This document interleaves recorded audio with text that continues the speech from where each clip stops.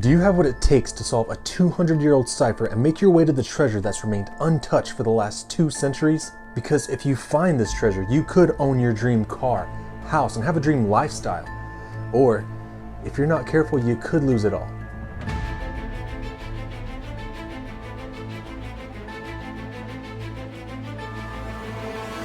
But I imagine it would take quite some time to throw away $65 million. However, this treasure hunt is not for the faint of heart. If you go down this path, it will lead you to places that you would never have imagined, or perhaps to nowhere at all. I'll tell you what exactly that means today on Adventure, Explore, Discover. Now, before you start telling me all the ways you'd spend $65 million down in the comments, I want you to be aware of a few things. 1. The link to the story and the ciphers themselves are down below in the About section. Anything you do or don't do are the actions of you and you alone. I'm not responsible for what you choose to do. 2. The Koji link you'll notice I've added is just like Patreon. Click it, donate, and leave a comment about the channel or something you'd like to see in the future. Anything and everything is highly appreciated. 3. Some people believe this story is nothing but a hoax, but that doesn't mean that it is. It just means they weren't capable of decoding the cipher. But you just may be the one who can. The story starts in 1820. A man named Thomas J. Beale leaves a box with an innkeeper that he had become good friends with in Virginia.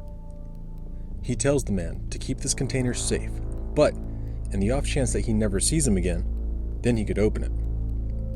23 years pass and Thomas still hasn't shown up, so the innkeeper decides now was the time. When he opened the box, it contained 3 pages and a note that explained what the pages and numbers were. A cipher that, when decoded correctly, would lead to a massive treasure hoard, which in today's money is valued around $65 million. This cipher supposedly had a key that would be mailed to complete it, but that letter never showed up, and he was left in the dark. However, the note left at least explained what each cipher on each paper meant. The first page gave the location to where the treasure was stashed. The second page detailed everything the innkeeper would find. And the third and final page was a list of all the relatives that Thomas wanted the innkeeper to split up between himself, Beale's family, and the others that were supposedly involved. But the innkeeper was a simple man, and he didn't have the wits to decode the pages. 20 more years would pass, and he would eventually give the pages to a friend who would be the one to decode one of the pages, the second page to be specific. And this is what page 2 of 3 was decoded to say.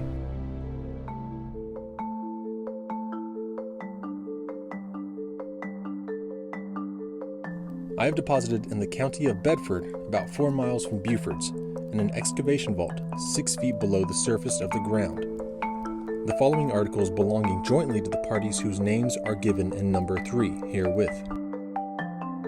The first deposit consisted of 1,014 pounds of gold and 812 pounds of silver, deposited November 1819. The second was made December 1821 and consisted of 1,907 pounds of gold and 1,288 pounds of silver.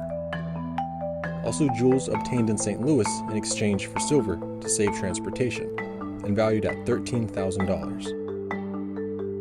And now the question that needs to be asked is, who is Thomas J. Beale?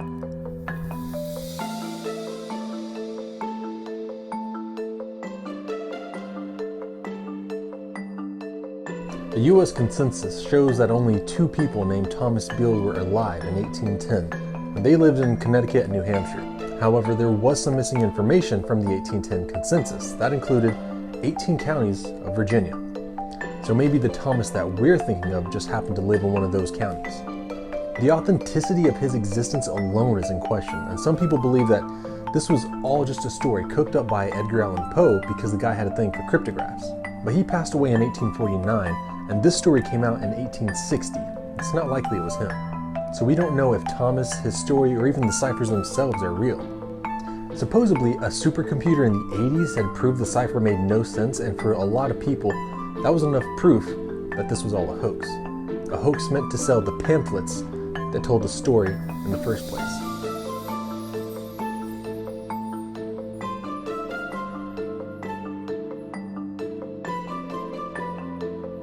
However, I can't just leave you with that. There's got to be more to this if you really want to go out and have your own adventure and start trying to solve this cipher. I'll explain to you what the numbers mean and give you a simple one to solve so you have at least a little bit of experience solving this type of cipher. You take the number and you count up to the number of letter within a specified book or document. They had to use a modified version of the Declaration of Independence for the second cipher. But the problem everyone runs into is that we don't know which book to use or which document to use. It could literally be anything from the 1820s and before then. And while there wasn't nearly as many books in print back then, there are few original copies of anything from the 1800s and before. Will you be the one to solve this cipher? You just may be. But until you do, I'll leave you with another opportunity to adventure, explore, and discover. Thanks for watching.